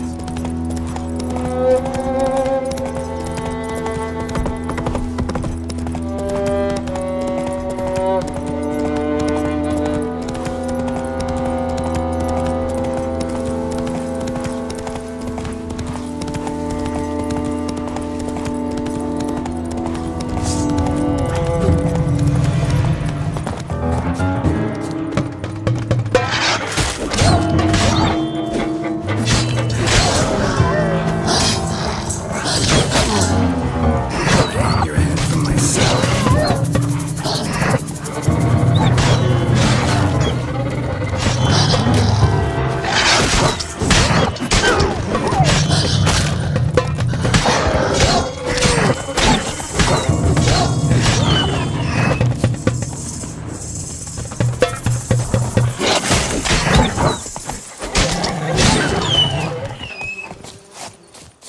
Wow, that actually worked really well. Because you gotta dodge the sound effects too. You can't just be all over this.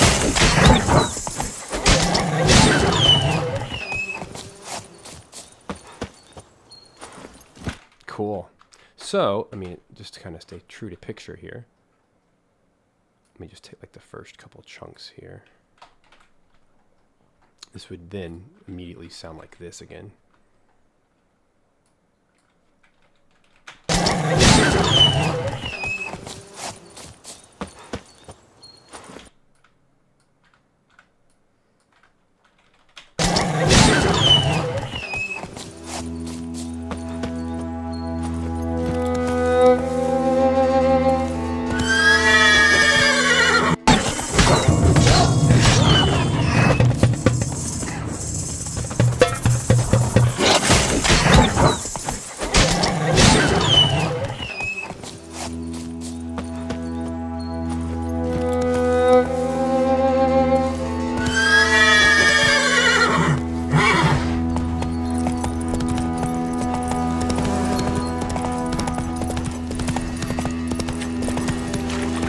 Cool, and that's where I will end the stream.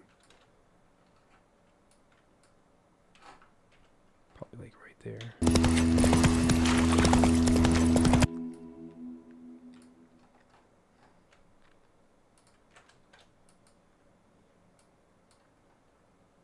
That's cool. And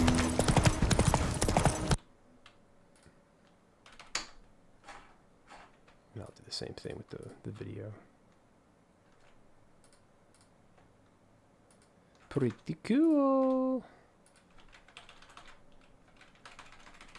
Yeah, it feels great. It's a good way to test your music too. To make sure it loops well and all that.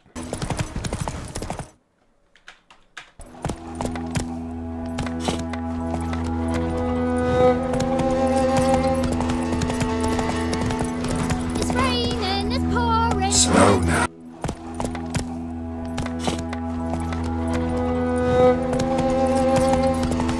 So let me do this. It's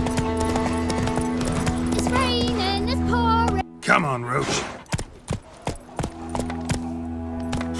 Come on, Roach.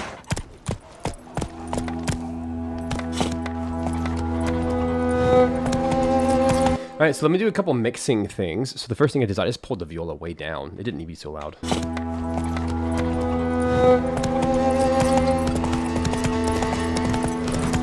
Raining, it's pouring. Slow.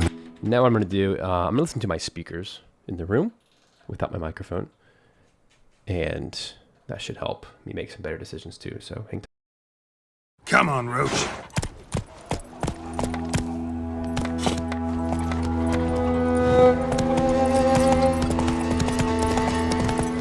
It's raining, it's pouring. Slow now. Whoa.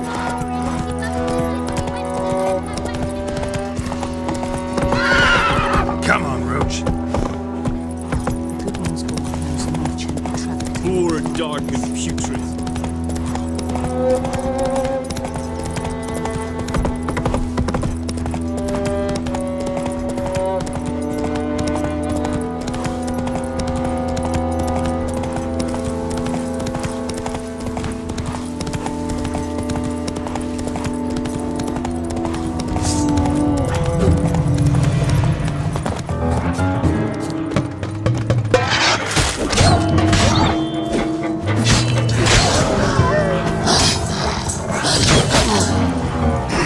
Your head from myself.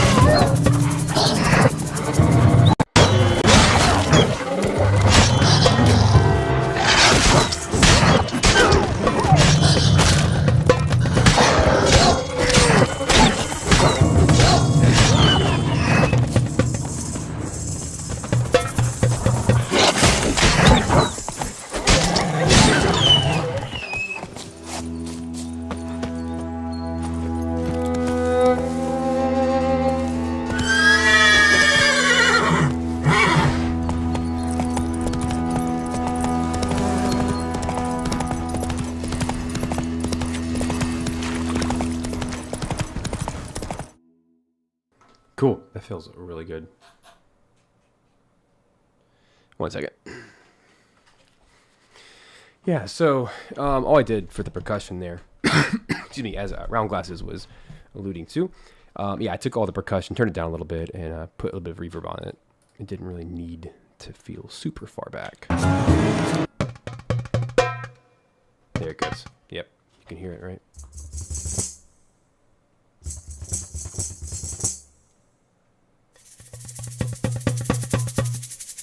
Just those little pieces.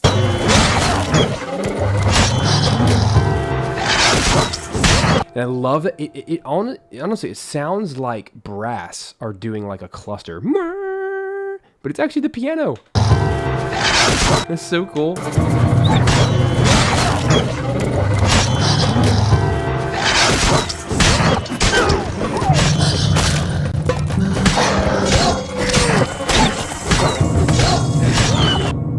feel we could use a little bit more. Maybe like a reverse gliss.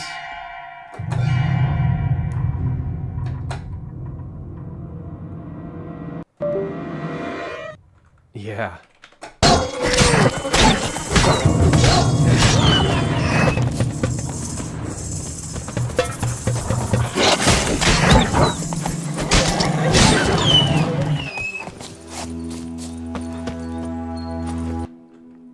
Let me try the felt gliss. Cool.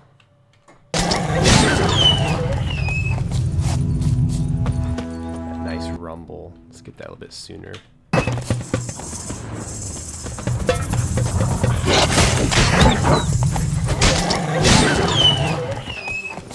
Cool. Here's what it looks like.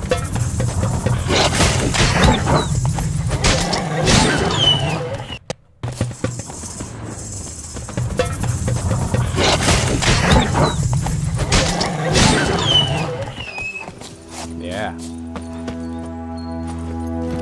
And because I already have an audio track for that, let me put that in there. Again, same reasons, you can control a lot more of what's going on, like right here, how it comes in.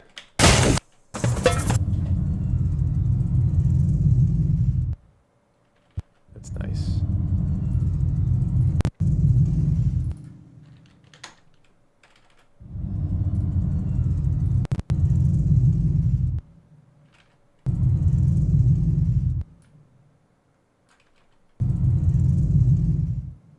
There it is.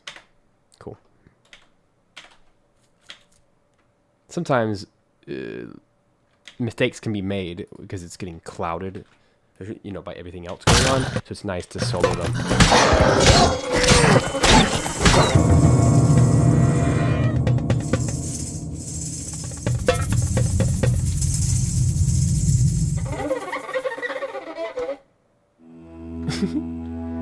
All right, cool.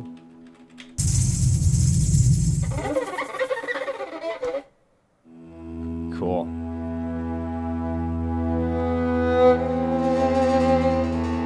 right, guys, I think we're done. I think we are done with this today. And that was my goal, is to get this done in 2 hours. And it actually went by really fast. Recording live instruments actually speeds things up because it like gives me exactly what I want, because I can capture it and then edit it without having to like go search through libraries and all that kind of stuff.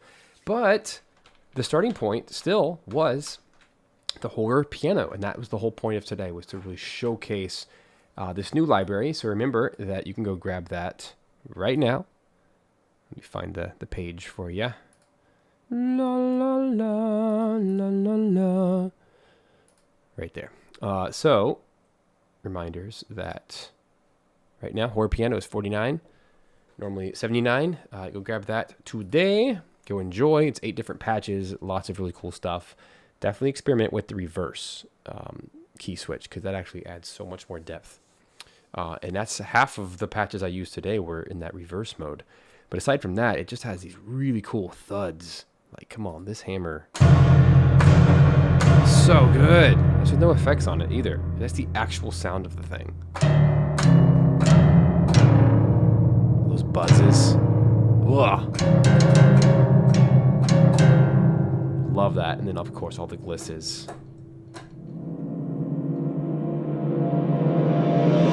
So good. None of that's like fake. It's just the real instrument. It's so crazy how awesome that is. So anyway, here is the final track for The Witcher 3 HD.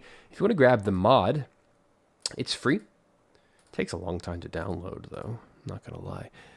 Give yourself a couple hours over here. Boom, it's The Witcher 3 HD Reworked Project Next Gen Edition, because we're not getting Witcher 4 until at least 2027. So that'll hold you over. Maybe you haven't played it in a while. It makes the game look absolutely phenomenal. Big fan of that. So yeah, so here we go. Let's play out my final demo for The Witcher 3 HD. And here's what I wrote for today, featuring the horror piano. Hope you had fun hanging out today. You guys have a lovely rest of your day and your week. And go be creative. Go do something creative today. Hopefully I've inspired you at least a little bit. See ya.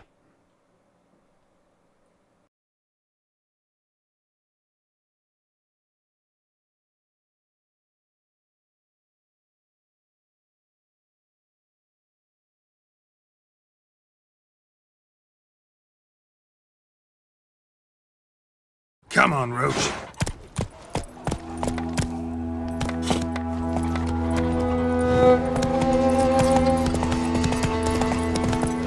It's raining, it's pouring. Slow now. Whoa.